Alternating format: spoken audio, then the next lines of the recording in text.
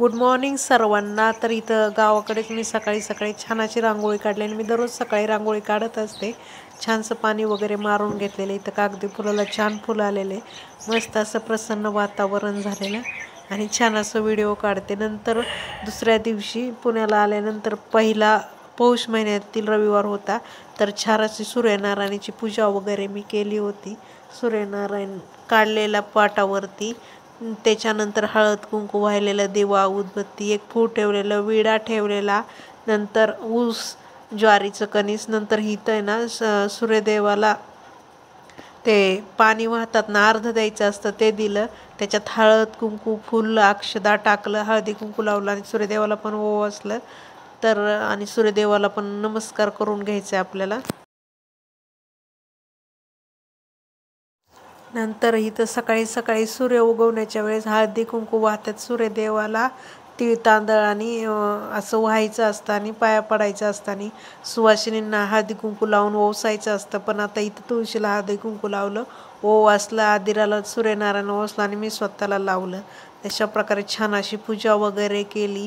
तुळशीला दिवा उदबत्ती लावलं होतं, तुळशीला पण ओवासलं होतं, रांगोळी वगैरे काढलेली, सकाळी सकाळी छान अशी पूजा करून झालेली, खूप छान वाटत होतं।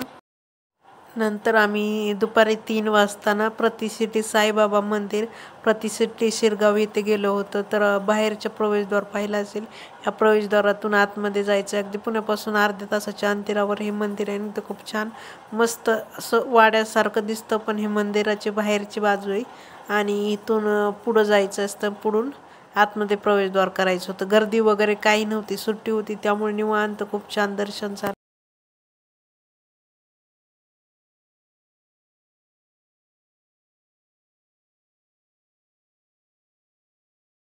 इथं मंदिरामध्ये काहीतरी कार्यक्रम होता, तर हे फेटे बांधणारे जे लाईन आहे, इथं ते काहीतरी गाणे वगैरे म्हणत होते आणि वरती छान आकाशकंदील वगैरे लावलेली, रोषणाई वगैरे केलेली आणि खूप छान साईबाबांचं दर्शन झालं। खूप छान दिसत होती मूर्ती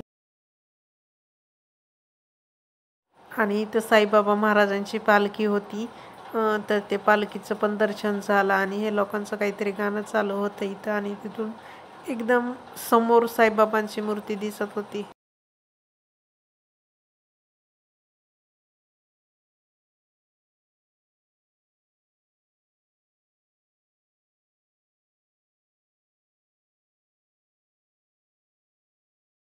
तिथले सॉन्ग आवाज ठेवला नाही कारण कॉपीराईट येतो व्हिडिओला आणि खूप छान साईबाबांची मूर्ती दिसत होती। खूप छान दर्शन झालं आणि लगेच झालं, अर्ध्या तासाच्या अंतरात। 3 वाजता आलो होतो आणि आम्ही 4 वाजता बाहेर पण होतो। खूप छान दर्शन झालं, मस्त असं साईबाबांचं दर्शन झालं।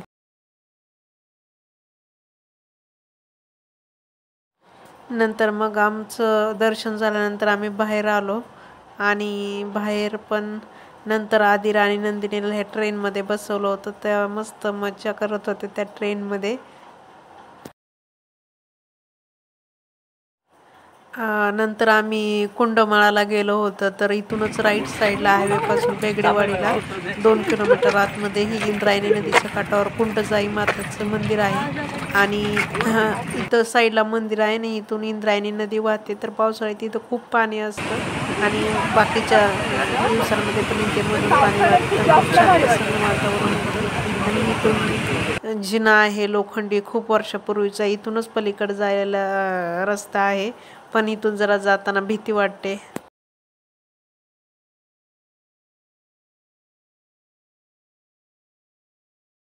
इथं आदिरा पाण्यामध्ये खेळत होती, तिला पाण्यामध्ये खेळायला खूप आवडतं। ही आताशी इथं खेळायला सुरुवात झाली, पण तिने खूप मज्जा केली पाण्यामध्ये। इथून वरून नदी वाहते आणि इथून पलीकडेच्या साईडला चालत पण जाता येतं, पण खूप हळू जायला लागतं, शेवाळ असतं आणि 4 व्हीलर गाड्या पण इथून पलीकडे जातात।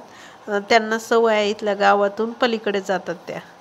आणि आदिरा इथं मस्त पाण्यात खेळते, बघू शकता किती छान पाणी उडवते, तिला पाण्यात खेळायला खूप आवडतं।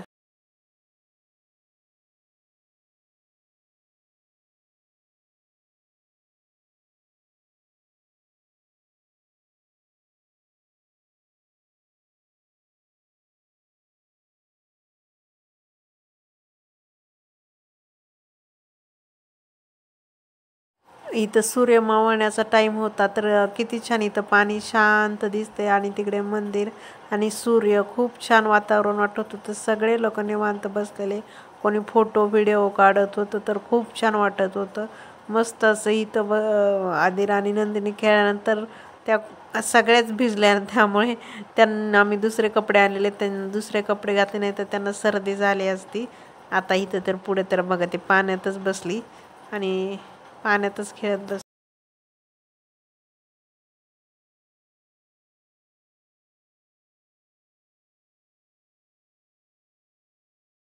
नंतर एक इथं हॉटेल होतं, इथं गेलेलं तर इथं मस्त अशी पांढरी जास्वंदीची फुलं आलेली आणि इथं झेंडूचं होतं फूल आणि इथं चाफा पण होता. आणि थोडंसं मी व्हिडिओ बनवला आणि इथं आदिरा बाहेर मस्त डान्स करत होती. आम्ही नाश्ता करायला गेलेलो तर भजे वगैरे. दुसऱ्या दिवशी नंतर मी स्वामींच्या मंदिरात गेलेले, 8ला आरती होती तर तिथं स्वामींचं दर्शन घेतलं आणि व्हिडिओ काढला. खूप छान वाटलं स्वामींचं दर्शन.